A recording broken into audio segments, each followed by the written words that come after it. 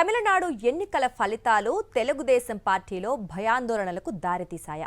తమిళనాట పాలక పక్ష ఓటమికి దారితీసిన లోపాలే తెలుగుదేశంలోనూ ఉన్నాయని పార్టీలో సీనియర్లు హెచ్చరిస్తున్నారా?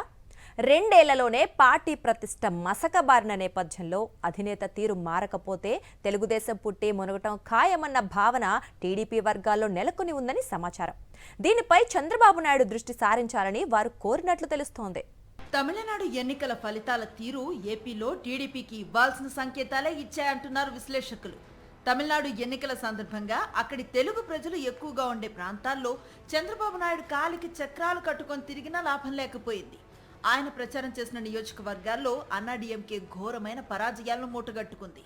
అన్నాడీఎంకేతో పాటు బీజేపీ కూడా ఓటమి పాలైంది. ఇదిలా ఉంటే తమిళనాట పాలక పక్షమైన డీఎంకే మరోసారి అధికారంలోకి వస్తామని కలలు కంది. అయితే ప్రతిపక్షానికి పరిమితం కావాల్సి వచ్చింది.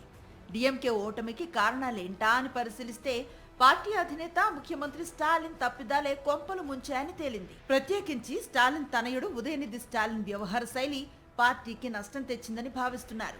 ప్రభుత్వంలో చాలా మంది సీనియర్స్ ఉన్నా తన కుమారుడు ఉదయనిధి స్టాలిన్ కు ముఖ్యమంత్రి సర్వాధికారాలు కట్టబెట్టారు. డిఫాక్టో ముఖ్యమంత్రిగా ఉదయనిధి స్టాలిన్ పెత్తనం చెలాయించారన్న ఆరోపణలు ఉన్నాయి. సీనియర్ మంత్రులు సైతం ఉదయనిధి స్టాలిన్ చెప్పినట్లే నడుచుకోవాల్సి వచ్చిందిట. ఇది సీనియర్లలో అసహనాన్ని రాజేసింది అంటున్నారు. ప్రభుత్వంలోనే కాదు పార్టీలోనూ ఉదయనిధి స్టాలిన్ అంతా తానే అన్నట్లుగా వ్యవహారాలు ఏకపక్షంగా నడుపుకొచ్చారన్న విమర్శలున్నాయి. ఈ తీరు నచ్చక పార్టీలోని పాతతరం సీనియర్ నేతలు ఎన్నికల సమయంలో మనసు పెట్టి పని చేయలేదంటున్నారు. అదే ఎన్నికల్లో తీవ్ర ప్రభావాన్ని చూపుంటుందని రాజకీయ విశ్లేషకులు అంచనా వేస్తున్నారు. ఇప్పుడు టీడీపీలో దీనిపైనే చర్చ జరుగుతోందట.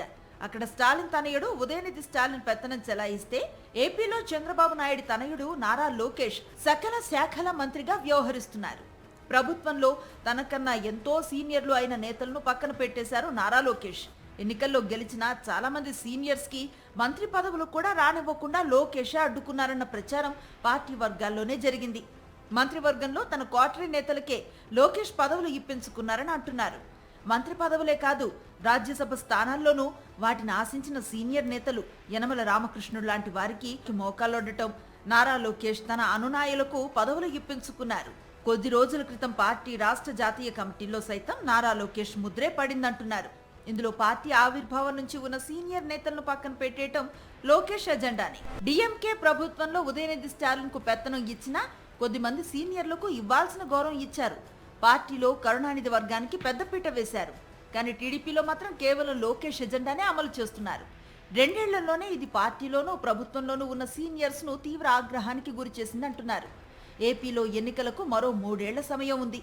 ఆ ఎన్నికల్లోపు చేసిన తప్పులను సరిదిద్దుకోకపోతే టీడీపీ భారీ మూల్యాన్ని చెల్లించుకోక తప్పదని పార్టీ సీనియర్లు హెచ్చరిస్తున్నారు.